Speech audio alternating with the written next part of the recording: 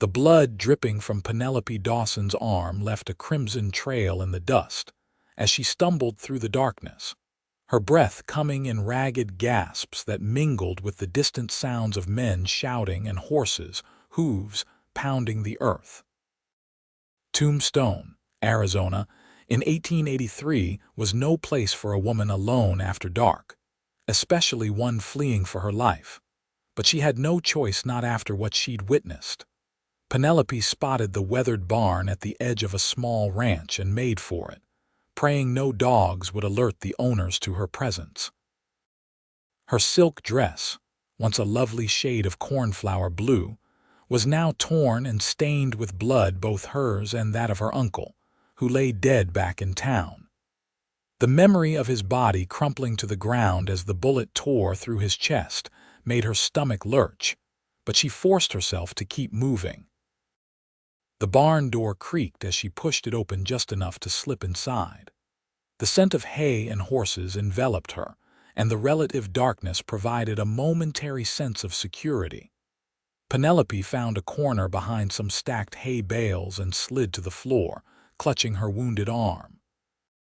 The slash from the knife wasn't deep, but it burned like fire and wouldn't stop bleeding. She tore a strip from her petticoat and bound it tightly, biting her lip to keep from crying out. The sound of approaching footsteps made her freeze. Heavy boots scraped against the wooden floor of the barn. She held her breath, pressing herself further into the shadows. "I know someone's in here," a deep voice called out. "I saw the blood trail leading to my barn." Penelope remained silent, her heart thundering in her chest. "Look, I'm not going to hurt you," the voice continued, closer now. "But you're bleeding, and from the looks of that trail, you need help." A lantern's glow spilled around the corner of the hay bales. Penelope tried to make herself smaller, but a soft gasp of pain escaped her lips as she jostled her injured arm. The light found her immediately, momentarily blinding her. As her vision adjusted, she saw a tall figure silhouetted against the lantern light, a man with broad shoulders and a cowboy hat pulled low over his face. "Please," she whispered, "they'll kill me if they find me."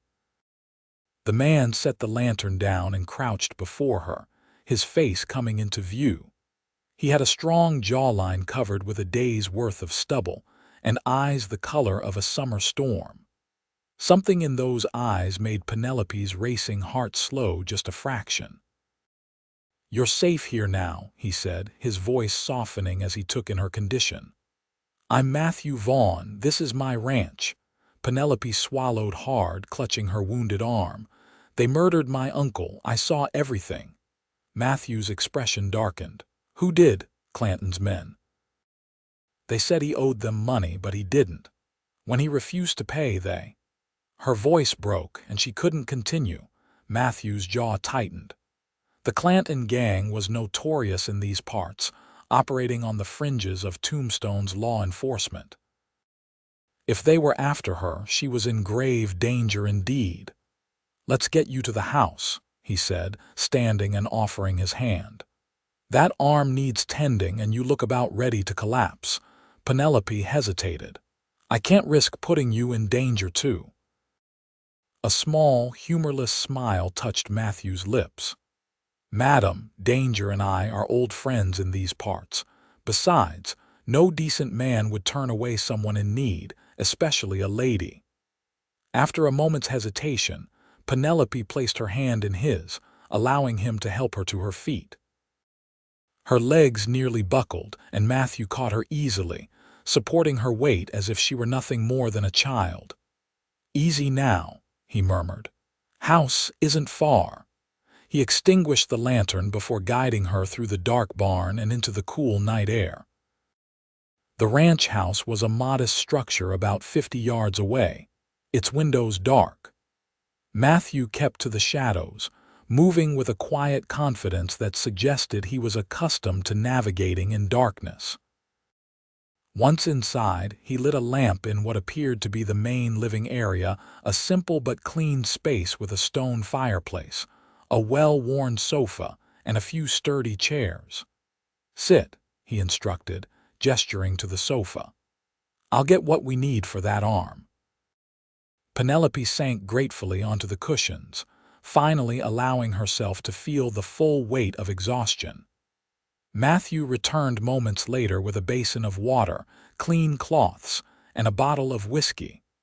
"This will hurt," he warned as he carefully removed her makeshift bandage. The wound beneath had stopped bleeding but looked angry and raw. With gentle hands that belied his rugged appearance, he cleaned the cut, his touch careful but efficient. "You've done this before," Penelope observed through clenched teeth as the whiskey burned into her wound. Matthew nodded without looking up from his work. "Army medic during the war, picked up a few things." "The war between the states?" she asked, trying to distract herself from the pain. "Yes, madam, though that seems a lifetime ago now." As he worked, Penelope studied him more carefully. He was older than she'd initially thought, perhaps 30 or so, with lines around his eyes that spoke of both laughter and hardship.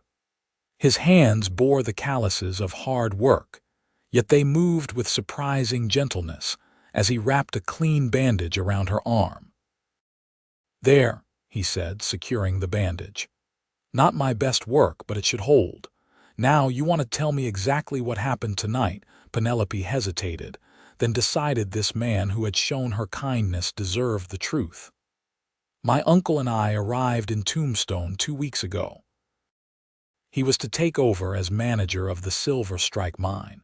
We were at the Oriental Saloon tonight when these men approached him. They claimed he was on their territory and owed them protection money." Matthew's expression hardened. "The Clantons don't own the Silver Strike." "That's what my uncle said. He refused to pay and things escalated." Penelope closed her eyes briefly, the memory still too fresh. "When we left, they followed us. My uncle told me to run, and then I heard gunshots. I turned back and saw him fall. One of them caught up to me. He had a knife. I managed to get away, but—" "You saw their faces," she nodded slowly. "I could identify every one of them." Matthew rubbed a hand over his face. "That complicates things. The Clantons have friends in this town, including some who wear badges. Are you saying the law won't help me?" "I'm saying we need to be careful who we trust." Matthew rose and moved to the window, peering out into the darkness. "You should be safe here tonight. My ranch is far enough from town that they won't think to look here, at least not right away." Penelope felt the weight of despair settling over her.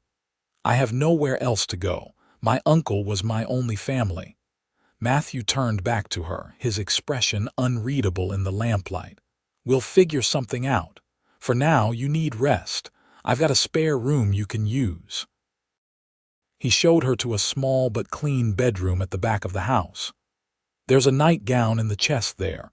It belonged to my sister when she visited last year." "Your sister?" Penelope asked, surprised. A shadow passed over Matthew's face. "She lives in Denver now, married a banker." He hesitated in the doorway. "I'll be in the front room if you need anything." After he left, Penelope changed into the simple cotton nightgown, grateful to be free of her ruined dress. The bed looked impossibly inviting, and she sank onto it with a soft sigh. Despite the tumult of emotions and the throbbing in her arm, exhaustion claimed her almost immediately. She dreamed of gunshots and running, of dark figures pursuing her through endless alleyways. In her dreams, she never escaped. They always caught her just as she reached for safety. Penelope woke with a start, her heart pounding. Weak morning light filtered through the thin curtains, and for a moment she didn't remember where she was. Then the events of the previous night came rushing back, and with them, the pain in her arm. The smell of coffee and something cooking drew her from the bedroom. She found Matthew in the kitchen, frying bacon in a cast-iron skillet. He changed his clothes and looked as though he'd already been up for hours. "Morning," he said, glancing up at her. "Thought you might be hungry." Penelope suddenly realized she was famished. "Thank you," she said, self-consciously aware of her appearance, hair tumbled down her back, dressed in a borrowed nightgown. "I should. Is there somewhere I could?" Matthew gestured toward a door. "Washrooms through there. There's water in the pitcher. Your dress wasn't salvageable, I'm afraid, but I found some of my sister's things that might fit you." She found a simple calico dress laid out, along with a comb and basin of water. The domestic normalcy of it all struck her as bizarre, given the circumstances.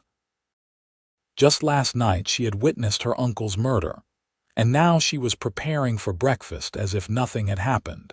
When she emerged, dressed and with her hair neatly braided, Matthew was setting plates on the small kitchen table. He looked up as she entered, and something flickered in his eyes, approval, perhaps, or simple recognition of her as a person rather than just someone in need of rescue. "Feeling better?" he asked, pulling out a chair for her. Penelope nodded, sitting down. "My arm still hurts, but the rest helped." "Thank you for your kindness, Mr. Vaughn." "Matthew," he corrected, taking the seat across from her. "Mr. Vaughn makes me sound like my father." They ate in silence for a few minutes, Penelope suddenly ravenous despite everything. Finally, she set down her fork and asked the question that had been weighing on her since she woke. "What do I do now?" Matthew considered her question as he sipped his coffee. "First, we need to find out if the Clantons know you can identify them. If they don't, you might be able to leave town quietly. And if they do know," his expression was grim, "then we need to get you somewhere safe until we can bring them to justice." Penelope asked, surprised by his use of the word. Matthew met her gaze steadily. "I'm not in the habit of leaving people to face danger alone, Miss Dawson." "Penelope," she offered, "or Penny. My friends call me Penny." A small smile touched his lips. "Penny, then." The moment was interrupted by the sound of horses approaching the ranch. Matthew was on his feet instantly, moving to the window with the fluid motion of someone accustomed to potential threats. "Stay here," he said, his voice dropping to a whisper, "and keep out of sight." Penelope's heart began to race again, as Matthew grabbed a rifle from above the fireplace and moved toward the front door.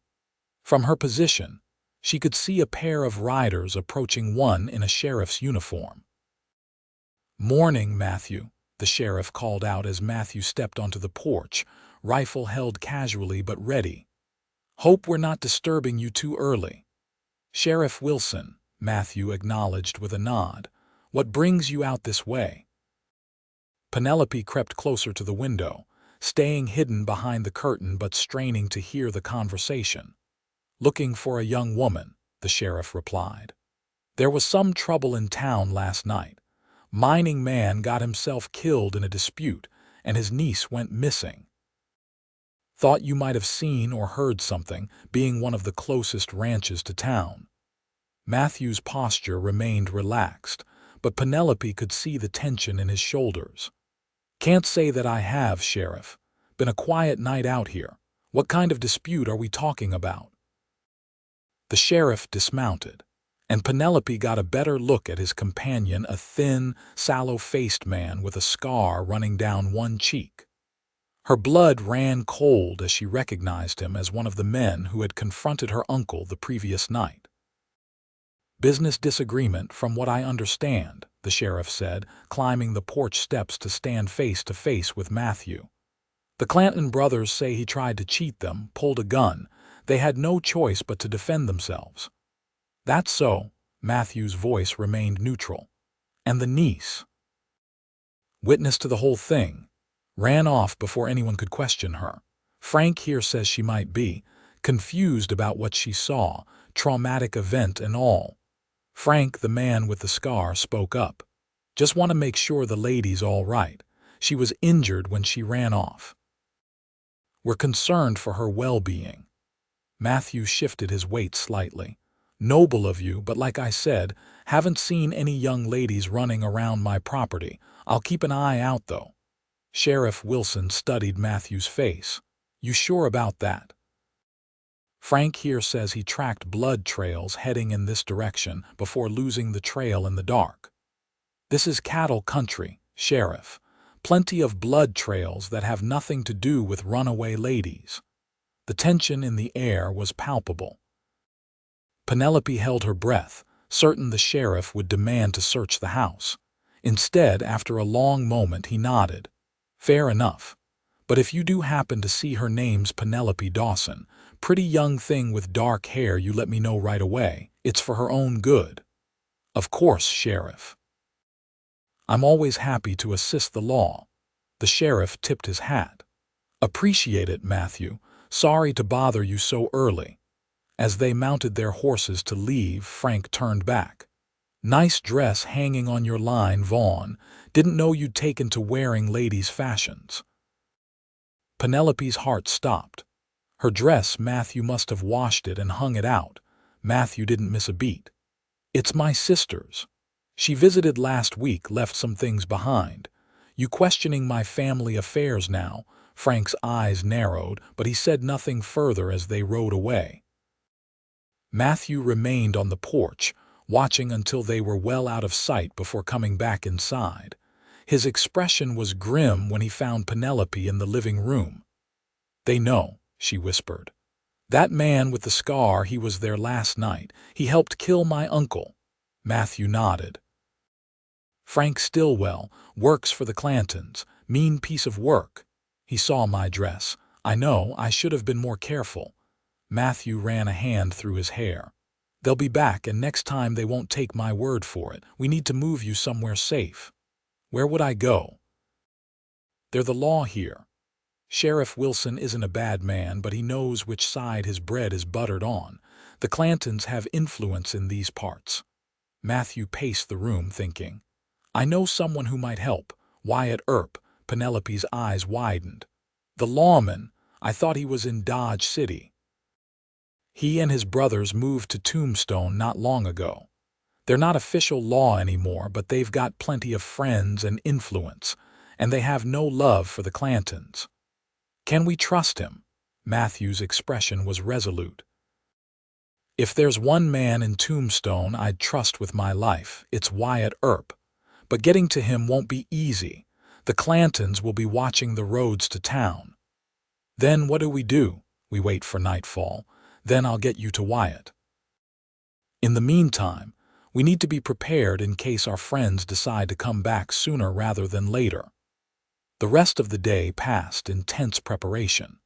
Matthew showed Penelope how to load and fire his spare revolver, a Colt Peacemaker that felt heavy and foreign in her hands.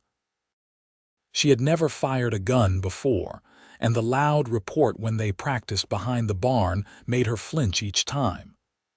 You're a natural, Matthew encouraged after she hit the tin can he'd set up as a target.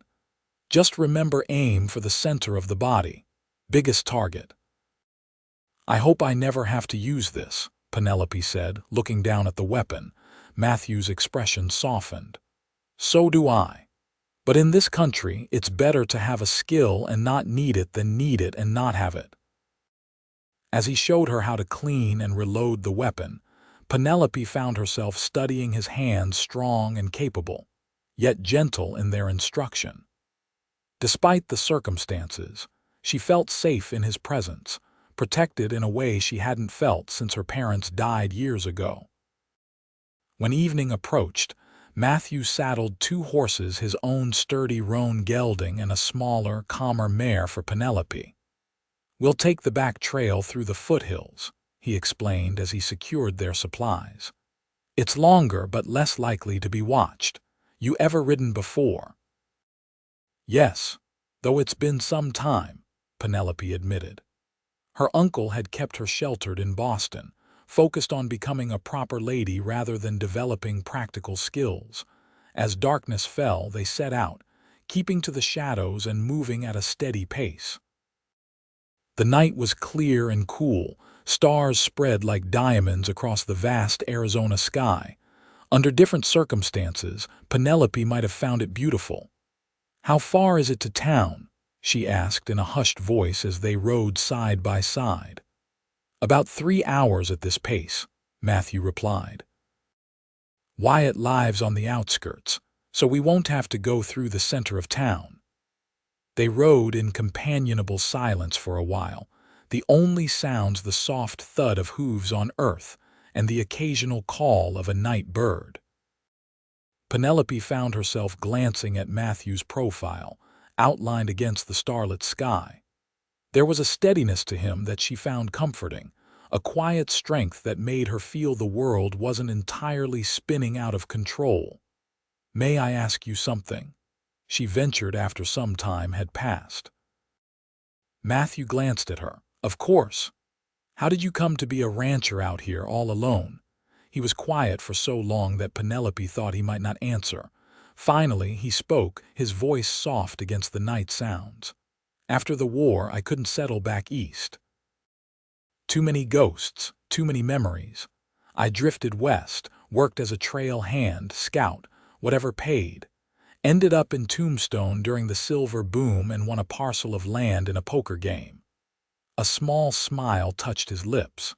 "Not the most respectable way to become a landowner, I suppose." "And you've been alone all this time?" Matthew's expression grew distant. "There was someone once, Sarah.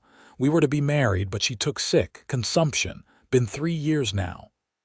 "I'm sorry," Penelope said softly. He nodded, acknowledging her sympathy. "What about you? What brought you to Tombstone with your uncle?" "My parents died when I was 16. Influenza.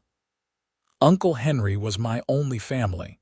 He raised me in Boston, but when he got the offer to manage the silver strike, he couldn't resist. Said there was opportunity out west." "He wasn't wrong about that," Matthew said. "Though opportunity out here often comes hand in hand with danger." "I'm beginning to understand that," Penelope replied, thinking of how quickly her life had changed in just one night. A sudden sound ahead made Matthew raise his hand, signaling her to stop. They halted, listening intently. The night had gone unnaturally quiet. "Something's wrong," Matthew whispered, reaching for his rifle. "No crickets." The silence stretched, taut as a bowstring.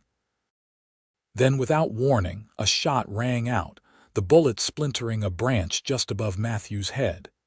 He reacted instantly, wheeling his horse around and reaching for Penelope's reins.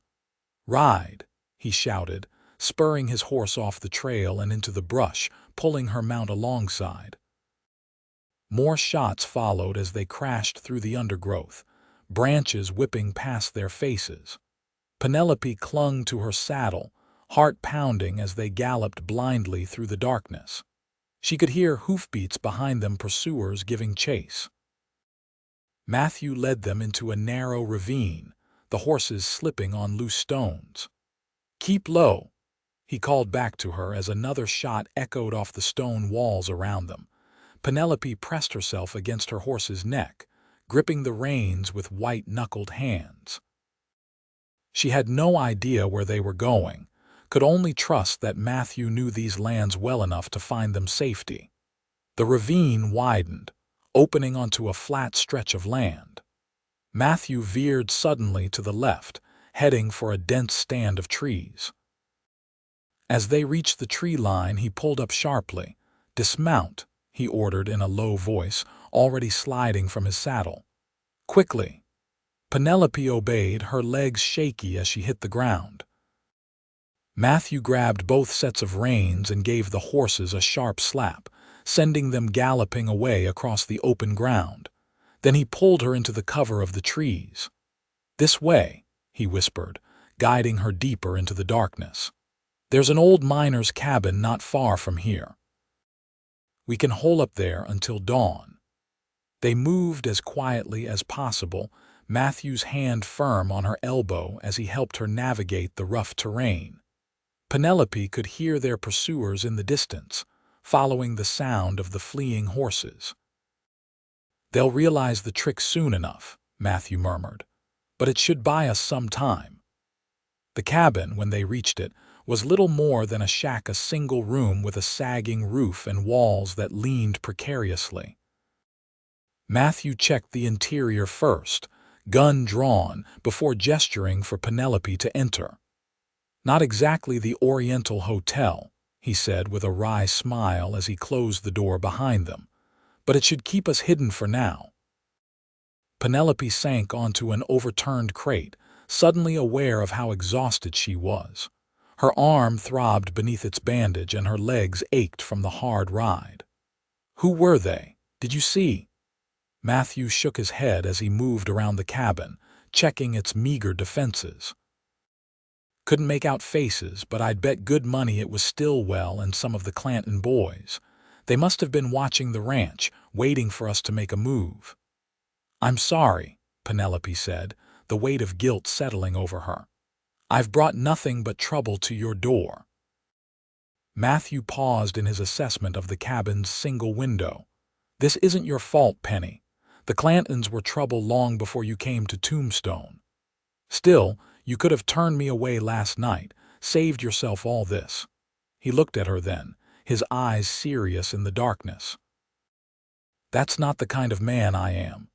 Something in his gaze made Penelope's heart beat faster, and not from fear this time. She looked away first, suddenly self-conscious. "What do we do now?" Matthew moved to the door, listening intently. "We wait.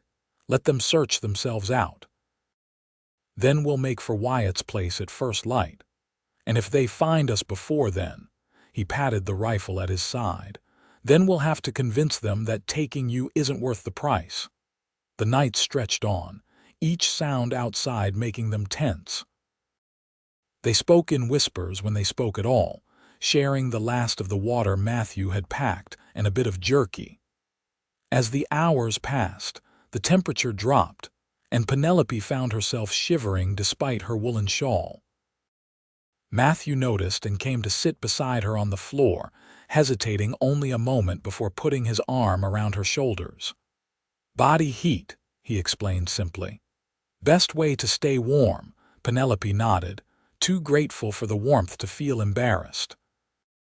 She allowed herself to lean against him, drawing comfort from his solid presence. "Tell me about Boston," he said after a while, his voice low in her ear. "What was your life like there?" The question surprised her, but she understood he was trying to distract her from their predicament. "Quiet mostly. My uncle was protective after my parents died. I had tutors instead of going to school. Learned all the proper ladies' skills: needlework, piano, French." "Sounds refined," Matthew commented. Penelope laughed softly. "It was suffocating. I used to sneak out to the harbor and watch the ships, imagining where they might be going." She paused, remembering. "I always wanted adventure. I just didn't imagine it would look like this." "Adventure has a way of finding us when we least expect it," Matthew agreed. "Though I'll grant this is a bit more adventure than anyone deserves." "What about you?" Penelope asked. "If you could go anywhere, do anything, what would it be?" Matthew was silent for a moment, considering. "I've seen enough of the world to know most places are just variations on the same themes, people trying to get by, some doing it honestly, others not so much." He shifted slightly, his arm warm around her shoulders. "But I've always thought about seeing the ocean. Never made it that far west." "The Pacific, They say it's different from the Atlantic, wilder somehow." Penelope tried to imagine this strong, capable man standing at the edge of the ocean, looking out at the endless horizon. It was a peaceful image, at odds with their current danger. "Maybe someday you will," she said. "Maybe," he agreed, though his tone suggested he didn't really believe it. The conversation lulled, and Penelope found herself growing drowsy despite the danger. Her head drooped against Matthew's shoulder, and he made no move to shift away. "Sleep if you can," he murmured. "I'll keep watch." She meant to protest, to insist they take turns, but exhaustion claimed her before she could form the words. Penelope woke to gray dawn light filtering through the cabin's dirty window. She was still leaning against Matthew, who sat upright, rifle across his knees, eyes alert. He looked as though he hadn't slept at all. "Morning," he said when he noticed she was awake. "No sign of our friends through the night." Penelope straightened, wincing at the stiffness in her neck and back. "You should have woken me. I could have taken a turn at watch." Matthew shook his head. "You needed the rest." He rose to his feet, moving to the window to peer outside. "Looks clear. If we move now, we can reach Wyatt's place by mid-morning." "On foot?" Penelope asked, standing and trying to smooth the wrinkles from her borrowed dress. "For a while, yes. I know where we can get horses about a mile from here. Old friend owes me a favor." They emerged cautiously from the cabin, Matthew scanning their surroundings with practiced eyes before gesturing for Penelope to follow. The morning air was cool and clear, the landscape transformed by dawn light into something almost beautiful, rolling hills dotted with sagebrush and the occasional pine, the distant mountains etched sharply against the pale sky. They moved quickly but carefully, keeping to cover when possible. Matthew led them down a narrow game trail that wound through a series of low hills, occasionally stopping to listen and look behind them. There was no sign of pursuit, but the tension never left his shoulders. "There," he said finally, pointing to a small homestead nestled in a shallow valley. Smoke rose from the chimney and a few horses grazed in a corral near the house. "Sam Jenkins, good man, fought together in the war." They approached openly, not wanting to alarm the homesteader.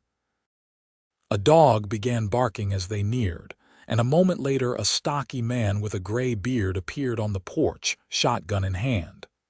"That's far enough," he called. "Sam, it's Matthew Vaughn," Matthew called back, raising his hands to show he was no threat. The man squinted, then lowered his shotgun. "Matthew, what in tarnation are you doing out here on foot, and with a lady no less?" As they drew closer, Matthew quickly explained their situation, keeping the details brief but clear.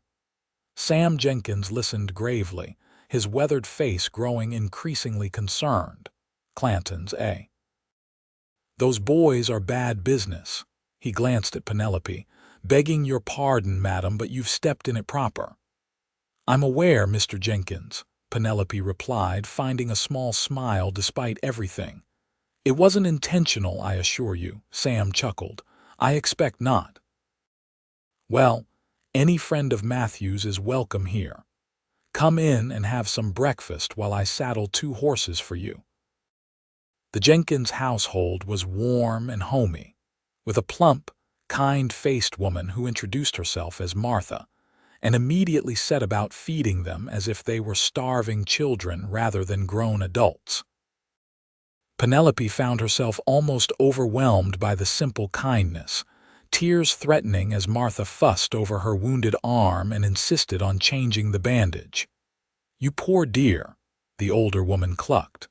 "Mixed up with those awful men, but you're lucky to have found Matthew. He's one of the good ones, you know." Penelope glanced across the room where Matthew was in deep conversation with Sam, their heads bent close together over a rough map drawn on the table. "Yes," she said softly, "I'm beginning to see that." Martha followed her gaze and smiled knowingly. "Known him since he was a young lieutenant. Stubborn as they come, but a heart as big as Texas. Never could stand by when someone needed help." Before Penelope could respond, Sam called across the room. "Horses are ready. I've packed some supplies for you as well." They thanked the Jenkins profusely as they prepared to leave, Penelope touched by the couple's generosity to strangers in danger. "Think nothing of it," Sam said gruffly. "But you be careful. I've marked a route that should keep you clear of the main roads.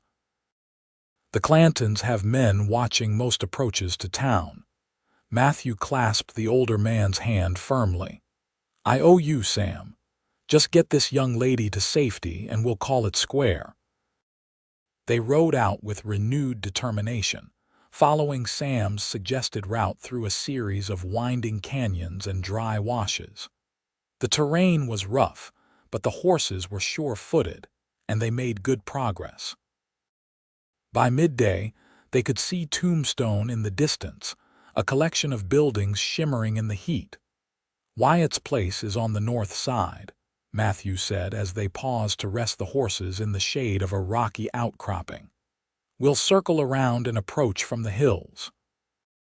Penelope took a drink from the canteen Martha had provided, studying Matthew's face. The strain of the past 24 hours showed in the tight lines around his mouth and the alertness in his eyes. Yet there was something undeniably compelling about him, a steadiness, a certainty of purpose that drew her to him despite the brief time they'd known each other. "Why are you doing this?" she asked suddenly. "Risking everything for someone you just met?" Matthew looked surprised by the question. "What kind of man would I be if I turned you away, or handed you over to them? Many would. It would be the sensible thing to do." His expression hardened slightly. "I've never much cared for sensible when it comes at the expense of what's right." Something in his words touched Penelope deeply. In Boston, she had known many respectable men, wealthy men, educated men. But few, she realized, whom she could imagine putting themselves at risk for a stranger's sake, simply because it was right. They continued their journey, the sun climbing higher, the heat growing more intense.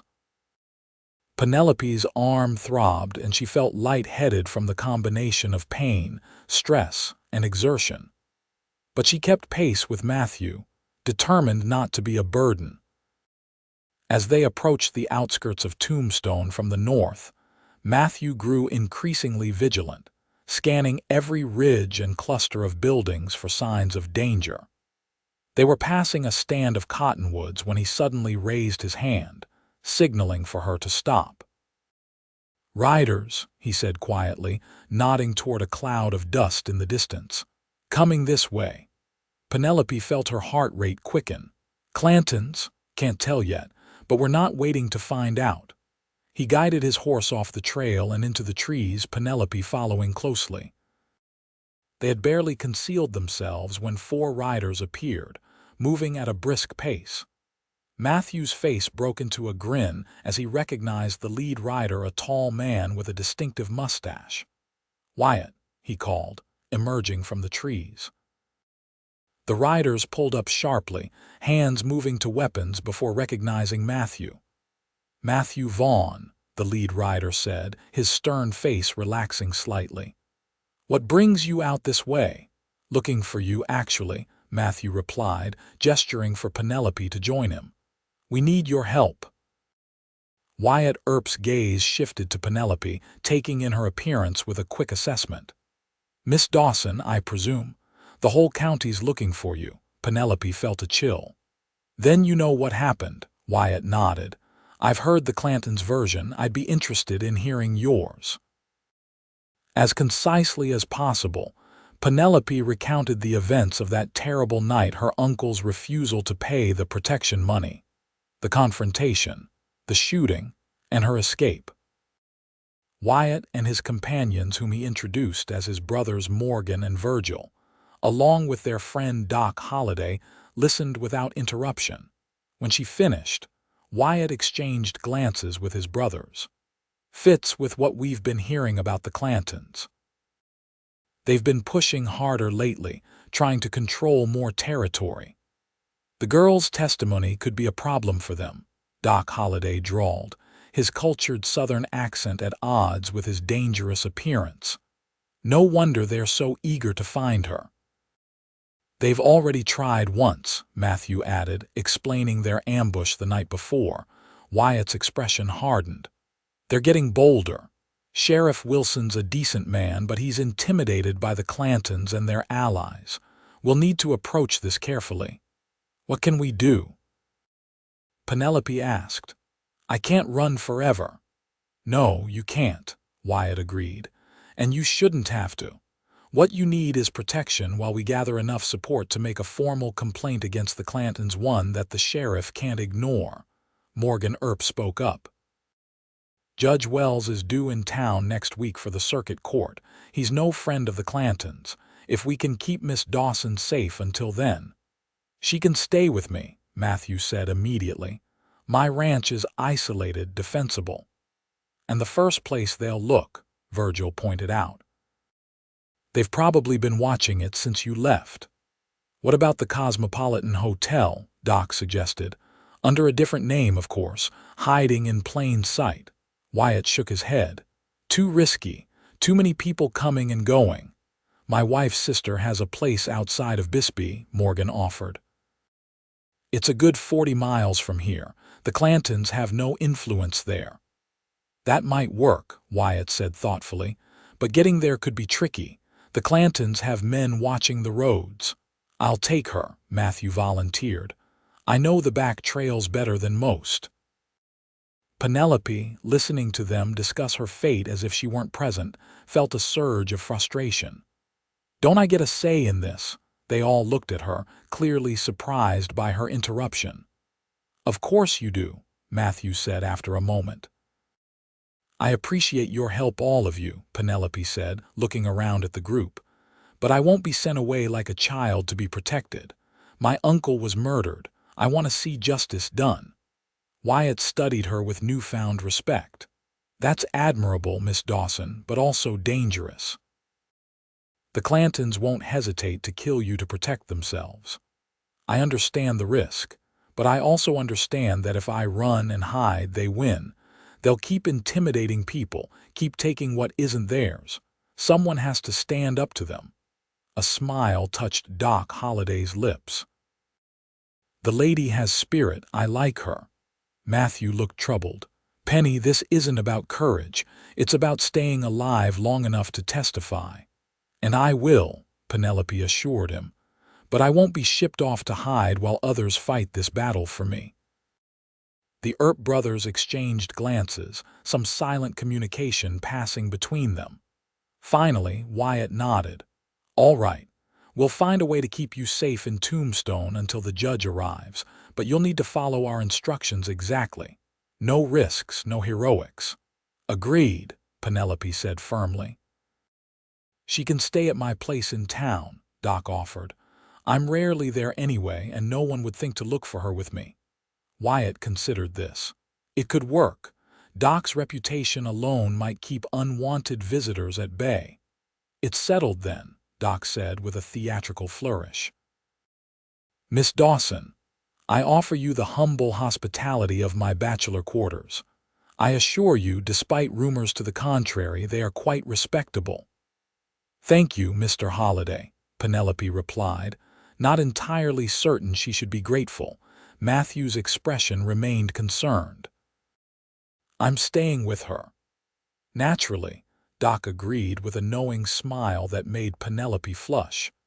I wouldn't dream of leaving the lady's protection entirely in my unreliable hands. With the plan decided, they continued toward Tombstone, now with the additional protection of the Earp brothers and Doc Holliday. They entered town from the north, keeping to side streets and avoiding the busier areas where they might be recognized. Doc's residence proved to be a surprisingly neat apartment above a quiet bookshop on a side street away from the saloons and gambling halls where he reportedly spent most of his time. It was sparsely furnished but clean, with a sitting room, small kitchen, and 2 bedrooms. Not exactly what I expected, Penelope admitted as Doc showed them around. What did you expect, my dear? Animal skins and empty liquor bottles, Doc asked with amusement. I may be a gambler and occasionally a gunman, but I was raised a gentleman. You're very kind to offer your home, Mr. Holliday. Doc waved away her thanks. It's the most excitement these rooms have seen in months. Now, I must leave you in the capable hands of Mr. Vaughn while I attend to some business with the Earps. We'll begin gathering statements from witnesses to corroborate your account. After he left, an awkward silence fell between Penelope and Matthew. The intimacy of sharing this small space was suddenly apparent in a way it hadn't been during their flight from danger. You should rest, Matthew suggested, breaking the silence. You're still recovering and it's been a long ride. Penelope nodded, suddenly aware of how exhausted she was. What about you? I'll keep watch. Old habits. He moved to the window, positioning himself to see the street below without being easily visible from outside. Penelope hesitated, then went to the bedroom Doc had indicated she should use. It was simply furnished with a narrow bed, dresser, and small washstand. She sat on the edge of the bed, the events of the past 2 days catching up with her all at once. Tears that she had been holding back since witnessing her uncle's murder finally spilled over, and she covered her face with her hands, trying to muffle the sound of her sobs. She hadn't heard Matthew approach, but suddenly he was there, sitting beside her, his arm around her shoulders. "It's all right," he said softly. "You're allowed to break down. You've been braver than anyone could reasonably expect." Penelope leaned into him, allowing herself to be comforted. "I'm sorry. I don't apologize, not for this." His voice was gentle but firm. "You've lost your only family, been hunted, wounded, forced to flee. Most people would have fallen apart long before now." She looked up at him, seeing genuine concern in his eyes. "Thank you, Matthew. Not just for saying that, but for everything. I don't know what would have happened if you hadn't found me in your barn that night. You'd have found another way," he said with certainty. "You're stronger than you know, Penny." Their eyes held for a long moment, something unspoken passing between them. Penelope became acutely aware of his nearness, the warmth of his arm around her, the slight roughness of his hand as it covered hers. Matthew seemed to realize it at the same moment. He cleared his throat and stood, creating distance between them. "You should get some rest. I'll be in the next room if you need anything." Penelope nodded, not trusting her voice. As he left, closing the door softly behind him, she touched her hand where his had rested, still feeling the warmth of his skin against hers. The next few days settled into an uneasy routine. Penelope remained in Doc's apartment, while the Earps and their allies worked to build a case against the Clantons. Matthew stayed with her, leaving only briefly when necessary, always making sure one of the Earps or their trusted friends was there in his absence. They passed the time in conversation, learning more about each other with each passing day. Matthew told her about his childhood in Virginia, his experiences during the war, his journey west. Penelope shared stories of her life in Boston, her dreams of adventure, her complicated relationship with her well-meaning but overprotective uncle. "He wanted to keep me safe after my parents died," she explained as they sat by the window one evening, watching the sunset paint Tombstone's buildings in gold and crimson. "But he didn't understand that safety isn't everything.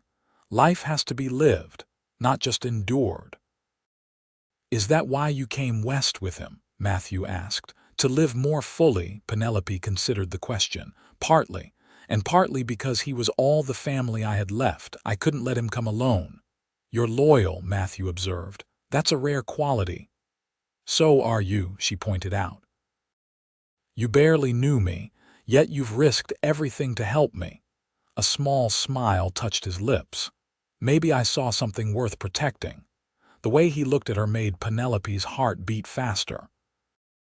Over these days together, something had grown between them, a connection that went beyond their shared danger, a mutual recognition of something kindred in each other's spirits. On the 5th day of their confinement, Doc Holliday returned with news. "The Clantons are getting nervous," he reported with evident satisfaction. "Our friends have been busy spreading word of what really happened that night. Several people have come forward saying they witnessed your uncle being gunned down without provocation. Enough to convince the judge." Matthew asked. "Wyatt thinks so. Judge Wells has a reputation for fairness, and he's not a man who can be bought or intimidated." "When does he arrive?" Penelope asked. "Day after tomorrow," Doc replied, "which means we need to keep you hidden for just a little while longer."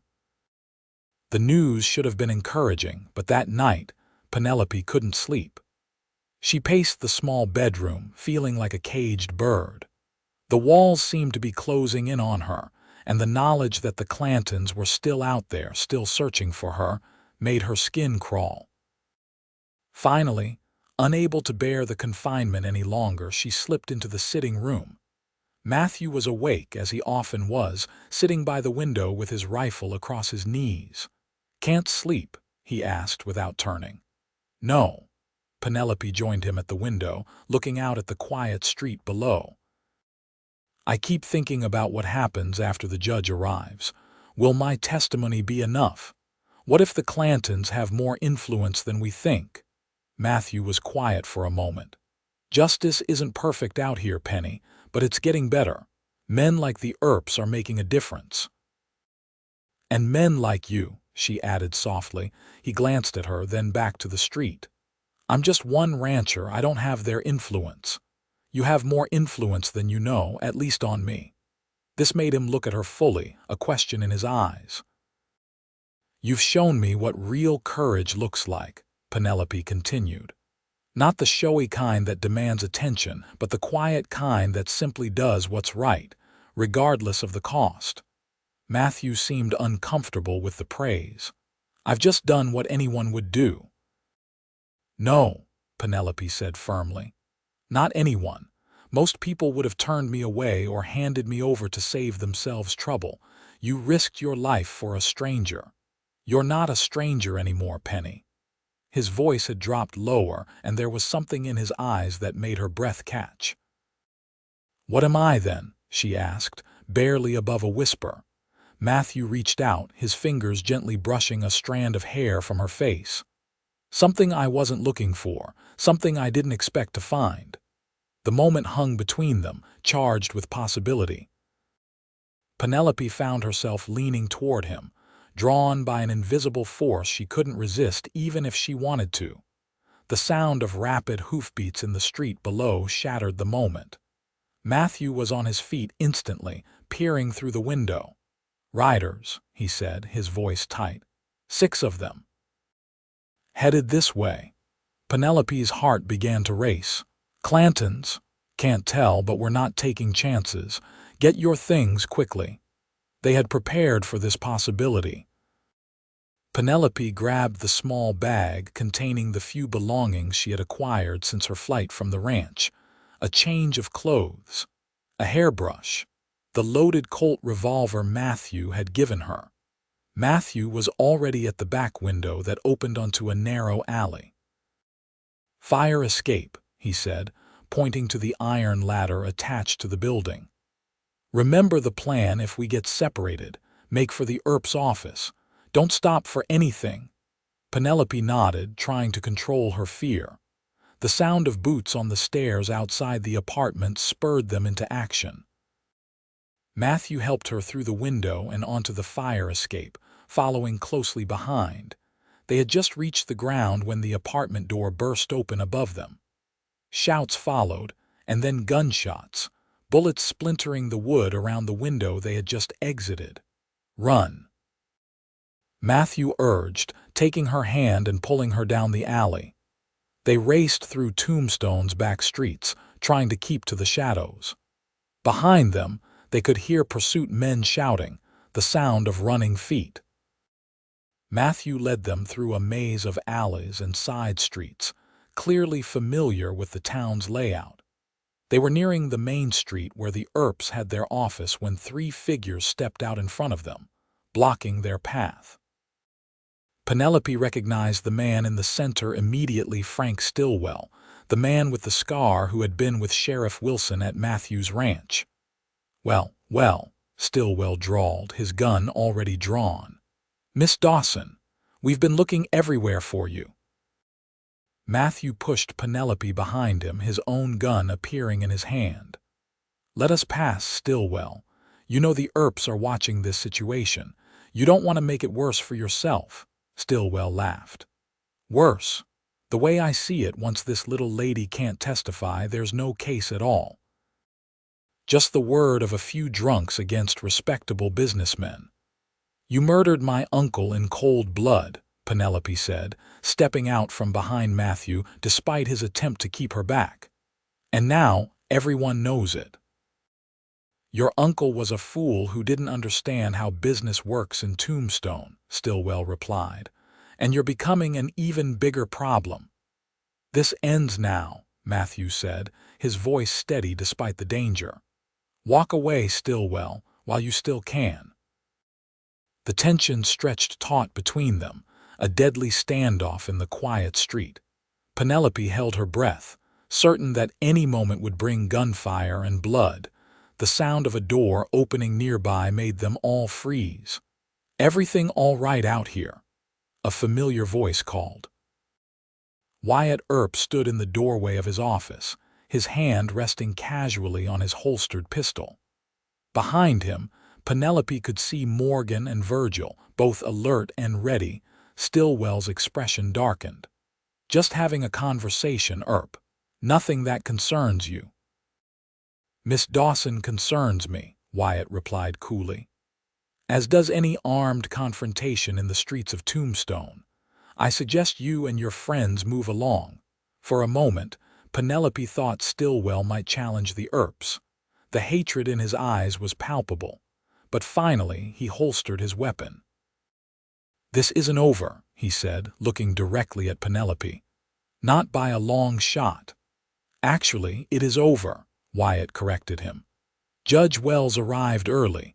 He's waiting at the courthouse now, along with several witnesses to Henry Dawson's murder." "I'd say your business in Tombstone is finished, Stillwell." The news clearly caught Stillwell off guard. He exchanged glances with his companions, uncertainty replacing his earlier confidence. "Unless you'd like to join us at the courthouse," Wyatt continued.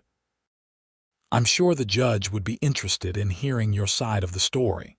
Under oath, of course." Without another word, Stillwell and his men backed away, then turned and hurried down the street, disappearing around a corner. Penelope let out a breath she hadn't realized she was holding. "Is it true? The judge is here," Wyatt nodded. "Arrived on the afternoon stage. We were just coming to get you when we heard the commotion." "Thank God," Matthew said, holstering his weapon. "Is he ready to hear Penny's testimony first thing tomorrow morning?" Wyatt confirmed. "Tonight, you'll both stay with us. Safety in numbers." The Earps' home was modest but comfortable, with their wives creating a domestic atmosphere that seemed entirely at odds with the brothers' dangerous reputations. Penelope was given a small room to herself, the first true privacy she'd had since fleeing her uncle's killers. As she prepared for bed, there was a soft knock at her door. She opened it to find Matthew standing there, looking uncharacteristically uncertain. "I wanted to check on you," he said. "Make sure you're all right after everything that happened tonight." "I'm fine," Penelope assured him. Relieved mostly. "Is it really almost over?" Matthew nodded. "Wyatt says there's more than enough evidence to bring charges against the Clantons and Stillwell. Your testimony will be the final piece. And after that, what happens then?" The question hung between them, heavy with implication. After the judge's ruling, there would be no reason for them to remain together. The thought made Penelope's chest tighten unexpectedly. "I suppose you'll be free to do whatever you want," Matthew said carefully. "Return to Boston, perhaps." Penelope shook her head. "There's nothing for me there anymore. No family, no real connections." She hesitated, then added, "I've been thinking about staying in Arizona, actually." Something flickered in Matthew's eyes, hope, perhaps. "It's rough country for a woman alone." "I'm tougher than I look," she replied with a small smile. "Besides, I wouldn't necessarily be alone." Matthew took a step closer, close enough that she could see the flecks of gold in his gray eyes. "Penny," he began, then seemed to lose his words. "Yes," she prompted softly. "I know we haven't known each other long, but these past days, I've come to care for you, more than I should, perhaps." Penelope's heart began to beat faster. "Why shouldn't you?" "Because I have little to offer a lady like you. A small ranch, a simple life. You deserve more." "I've had more," Penelope said, reaching out to take his hand. Fine things, society events, all the trappings of a proper Boston life. None of it ever felt real, not like this, not like you. Matthew's eyes searched hers as if looking for any sign of uncertainty. Finding none, he drew her closer. I never expected to feel this way again. After Sarah, I thought that part of me was done. And now, Penelope whispered, now I find myself hoping for things I'd given up on, a future, a family. His hand came up to cup her cheek, a love that makes everything else worthwhile. Penelope leaned into his touch. I want those things too, Matthew, with you. Slowly, giving her every chance to pull away, he lowered his head and kissed her. It was gentle at first, almost hesitant, but deepened as Penelope responded, her arms sliding around his neck. In that moment, all the danger and uncertainty of the past days fell away, leaving only the certainty of what they had found in each other. When they finally broke apart, Matthew rested his forehead against hers. Whatever happens tomorrow, know that I'll be there, not just for the trial, but for whatever comes after, if you'll have me. I will, Penelope promised, no matter what. The morning dawned clear and bright, the kind of perfect Arizona day that made the dangers of the frontier seem distant and improbable. Penelope dressed with care in a simple blue dress borrowed from Allie Earp, her hair neatly arranged, determined to present herself with dignity before the judge. Matthew waited for her in the Earp sitting room, dressed in his best shirt and vest, his usually unruly hair slicked back. The smile that lit his face when he saw her made Penelope's heart skip a beat. You look beautiful, he said, offering his arm. You clean up rather well yourself, Mr. Vaughn, she replied with a smile, taking his arm. The courthouse was already crowded when they arrived, word having spread about the case against the powerful Clanton family. Penelope felt the weight of stares as she was escorted to the front of the room by Wyatt and his brothers, Matthew never leaving her side. Judge Wells proved to be a stern-faced man with piercing eyes and a reputation for fairness. He listened without interruption, as Penelope recounted the events of that terrible night, her uncle's refusal to pay the protection money, the confrontation, the cold-blooded murder, and her desperate escape. Other witnesses followed the bartender from the Oriental Saloon who had overheard the initial confrontation, a street vendor who had seen the shooting, even a young cowhand who had been riding with the Clantons that night and, stricken by conscience, had decided to testify about what he had seen. Throughout it all, the Clanton brothers sat stone-faced at the defendant's table, their lawyer attempting to discredit each witness. Frank Stillwell was notably absent, having apparently fled town when he realized the tide was turning against them. When all testimony had been given, Judge Wells retired to consider his ruling. The wait seemed interminable, the courthouse hot and stuffy despite the open windows. Matthew held Penelope's hand tightly, his presence a steady comfort. Finally, Judge Wells returned, his expression grave as he delivered his verdict. The evidence, he declared, was overwhelming. Warrants would be issued for the arrest of the Clanton brothers on charges of murder and extortion. Similar warrants would be issued for Frank Stillwell and 2 other known associates. The law would be upheld in Tombstone, he pronounced firmly, regardless of a man's wealth or influence. The courtroom erupted in a mixture of cheers and angry mutterings. Penelope felt lightheaded with relief, leaning against Matthew as the reality sank in it was over. Justice would be served for her uncle's murder. She was free. As they left the courthouse, surrounded by the protective presence of the Earps and their allies, Penelope looked up at Matthew. What now? She asked softly. Matthew smiled down at her, his eyes reflecting the bright Arizona sun. Now, he said, we start living. 1 month later, Penelope stood on the porch of Matthew's ranch house, watching the sunset paint the distant mountains in shades of gold and purple. So much had changed since that terrible night when she had fled into his barn, wounded and terrified. The Clanton brothers were in jail awaiting trial, their operation dismantled. Frank Stillwell had been captured trying to cross into Mexico and now faced justice as well. And she had found a home and a heart in this wild, beautiful country.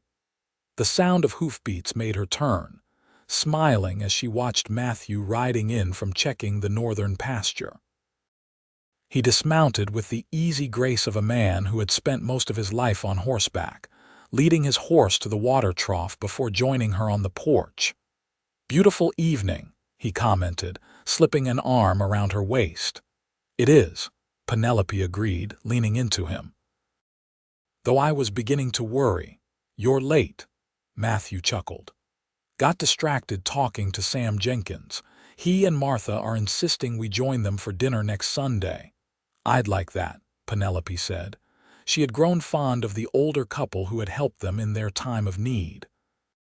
They stood in comfortable silence for a moment, watching the last rays of sun disappear behind the mountains. Then Matthew turned to face her, taking both her hands in his. "Penny," he began, his voice suddenly serious. "This past month has been the happiest of my life. Having you here, building something together, it's more than I ever thought I'd have again." Penelope's heart began to race at his tone. "For me too, Matthew. I know it's been a short time," he continued, "and I know life out here isn't always easy, but I love you, Penny. I think I've loved you since I found you in my barn and promised you were safe." He dropped to one knee, still holding her hands. "I want to promise you'll always be safe, always be loved for the rest of our lives. Penelope Dawson, will you marry me?" Tears of joy sprang to Penelope's eyes as she nodded. "Yes," she whispered. "Yes, Matthew, I will marry you." He stood and pulled her into his arms, kissing her with a passion that still took her breath away. When they finally parted, he reached into his pocket and withdrew a small ring, a simple silver band with a single small diamond. "It was my mother's," he explained as he slipped it onto her finger. "I've been carrying it since I decided to ask you." "It's perfect," Penelope said, admiring the way it caught the last light of day. "When shall we be married?" "As soon as possible," Matthew replied with a smile. "Unless you want a grand affair that takes months to plan," Penelope laughed. "After everything we've been through, I think we've waited long enough. A simple ceremony with our friends is all I need." 2 weeks later, they were married in Tombstone's small church, with the Earps and their wives, Doc Holliday and the Jenkins as witnesses. Penelope wore a new dress of ivory silk, ordered specially from Tucson, and carried wildflowers gathered from the hills around Matthew's, now their ranch. As they spoke their vows, Penelope thought of the journey that had brought her to this moment, the tragedy, the danger, the unlikely sanctuary of a stranger's barn. Life had a strange way of bringing light from darkness, hope from despair. "I now pronounce you husband and wife," the minister declared. And as Matthew kissed her, Penelope knew with absolute certainty that she had found her true home. The years passed, bringing changes both to Tombstone and to the Vaughn ranch. The silver boom eventually faded, but the town persisted, becoming more settled and civilized as the frontier gradually tamed. The Clanton brothers served their sentences, and upon release, left Arizona for parts unknown. Frank Stillwell was not so fortunate. He attempted escape during his transfer to the territorial prison, and was shot dead by guards. Matthew and Penelope's ranch prospered under their joint care. Penelope's education and head for business complemented Matthew's practical knowledge of ranching, and together they built something remarkable, a successful cattle operation that became known throughout the territory for its quality stock. But their greatest joy came in the form of their children, first a son, Henry, named for Penelope's uncle, followed 2 years later by twin daughters, Sarah and Elizabeth. The ranch house expanded to accommodate their growing family, laughter and children's voices filling spaces that had once been silent and lonely. On their 10th anniversary, Matthew surprised Penelope with a trip to California, fulfilling his long-held wish to see the Pacific Ocean. They stood together on a windswept beach, watching the waves crash against the shore, their children running and playing in the sand. "Was it what you imagined?" Penelope asked, her arm linked through his. Matthew looked from the ocean to his family, then back to the woman who had changed his life when she stumbled, wounded and afraid, into his barn all those years ago. "Better," he said simply. "Everything has been better than I could have imagined." Penelope rose on tiptoe to kiss him, still feeling the same thrill she had the first time. "You're safe here now," she whispered, echoing the words that had begun their journey together. Matthew smiled, understanding the reference. "I always have been," he replied, "with you." As the sun set over the Pacific, painting the sky in colors even more vivid than their beloved Arizona, they watched their children's joyful play, living proof of the love and life they had built together from the most unlikely of beginnings. In the wild, unpredictable landscape of the West, they had found each other. And in finding each other, they had found everything that mattered: safety, purpose, family, and a love that had transformed them both, making them stronger together than they ever could have been apart.